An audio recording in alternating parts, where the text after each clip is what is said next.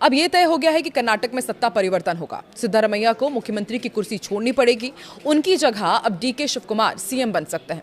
पिछले 2 साल से यह रस्साकशी चल रही थी। आखिरकार अब जाकर सिद्धारमैया आधे मन से ही सही लेकिन मान गए। लेकिन ऐसे में सवाल ये पूछा जा रहा है कि आखिर कांग्रेस ने उन्हें ऐसा क्या ऑफर किया कि सिद्धारमैया मान गए पूरे 3 साल बाद।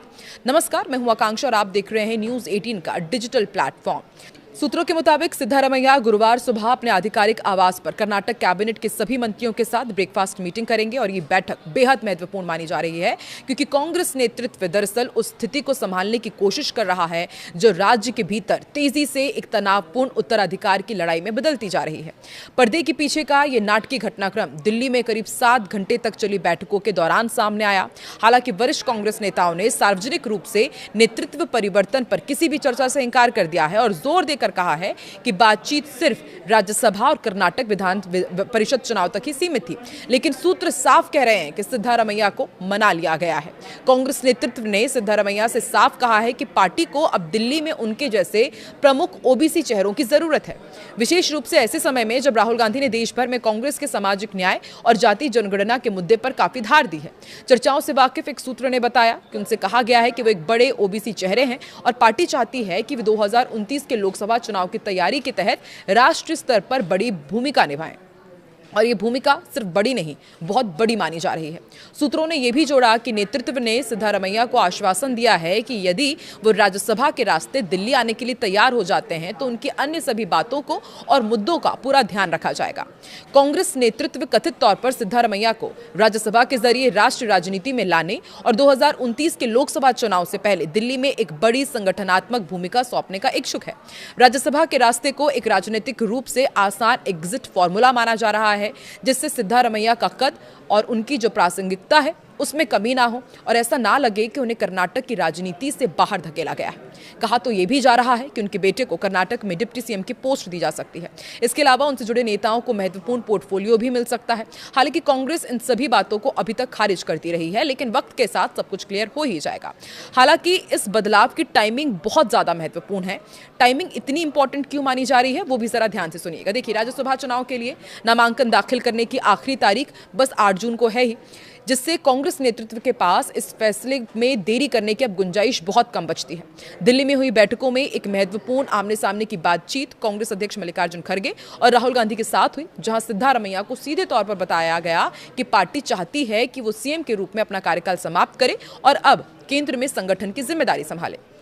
दूसरी तरफ इस बैठक के बाद केसी वेणुगोपाल ने कर्नाटक में नेतृत्व परिवर्तन की खबरों को खारिज किया और कहा कि पूरी चर्चा सिर्फ राज्यसभा और एमएलसी सीटों पर केंद्रित थी। भले ही सूत्रों का कहना है कि उत्तराधिकारी पर कोई औपचारिक चर्चा नहीं हुई, लेकिन इन घटनाक्रमों ने उप मुख्यमंत्री डीके शिवकुमार को एक बार फिर कर्नाटक की सत्ता की राजनीति के केंद्र में ला दिया है। अब सभी की निगाहें गुरुवार को बेंगलुरु में सिद्धारमैया की होने वाली प्रेस कॉन्फ्रेंस पर टिकी है, जो इस बड़े राजनीतिक बदलाव की आधिकारिक शुरुआत कर सकती है। वहीं लेकिन सत्ता छोड़ने से पहले सिद्धारमैया खेमे ने एक ऐसी शर्त रखी है जिन्होंने डीके शिवकुमार की राह आसान होने की जगह और मुश्किल बना दी है। ये शर्त क्या है वो भी आपको बताते हैं। देखिए, रिपोर्ट्स के मुताबिक सिद्धारमैया गुट ने साफ कर दिया कि अगर डीके शिवकुमार को सीएम बनाया जाता है तो सरकार में कई डिप्टी सीएम बनाए जाए। राजनीतिक जानकार इसे सीधे तौर पर डीके शिवकुमार की ताकत सीमित करने की रणनीति के रूप में देख रहे हैं। कांग्रेस के अंदर दरअसल ये संदेश देने की कोशिश की जा रही है कि सत्ता परिवर्तन का मतलब सत्ता का पूर्ण हस्तांतरण नहीं होगा। दरअसल सिद्धारमैया सिर्फ मुख्यमंत्री नहीं बल्कि कर्नाटक कांग्रेस के सबसे बड़े जनाधार वाले नेताओं में गिने जाते हैं। पिछड़ा वर्ग, खासकर कुरुबा समुदाय में उनकी मजबूत पकड़ है। ऐसे में उनका खेमा नहीं चाहता कि डीके शिवकुमार पूरी तरह संगठन और सरकार दोनों पर नियंत्रण स्थापित कर ले और यही वजह है कि अब सत्ता संतुलन का नया फॉर्मूला सामने लाया गया है। सूत्रों के अनुसार सिद्धारमैया गुट ने सिर्फ कई डिप्टी सीएम की ही मांग नहीं रखी बल्कि कांग्रेस कर्नाटक अध्यक्ष पद पर भी अपने पसंद के नेता को बैठाने की कोशिश शुरू कर दी है। माना जा रहा है कि वरिष्ठ नेता सतीश जारकीहोली का नाम इसी रणनीति के तहत आगे बढ़ाया गया है। अनुसूचित जनजाति समुदाय से आने वाले जारकीहोली को प्रदेश अध्यक्ष बनाकर कांग्रेस सामाजिक समीकरण भी साधना चाहती है और सिद्धारमैया खेमे को भी संतुष्ट करना चाहती है। यानी साफ है कि यदि डीके शिवकुमार मुख्यमंत्री बनते भी हैं तब भी उन्हें पूरी तरह स्वतंत्र राजनीति स्पेस शायद ही मिल पाए। सरकार में कई शक्ति केंद्र बनने की संभावना भी दिखती है, जिससे भविष्य में टकराव और भी बढ़ सकता है। आपको क्या लगता है, कांग्रेस इस टकराव को काफी हद तक शांत करने में कामयाब हो पाएगी, या फिर अब कर्नाटक में दो धड़े नजर आएंगे, एक डीके शिव कुमार का और एक सिद्धारमैया का? और क्या वाकई जारकीहोली को कर्नाटक कांग्रेस प्रदेश अध्यक्ष नियुक्त किया जाएगा, या फिर बहुत बड़ा डैमेज कांग्रेस के अंदर अब कर्नाटक में भी होने वाला है? कमेंट सेक्शन पर अपनी राय जरूर दें।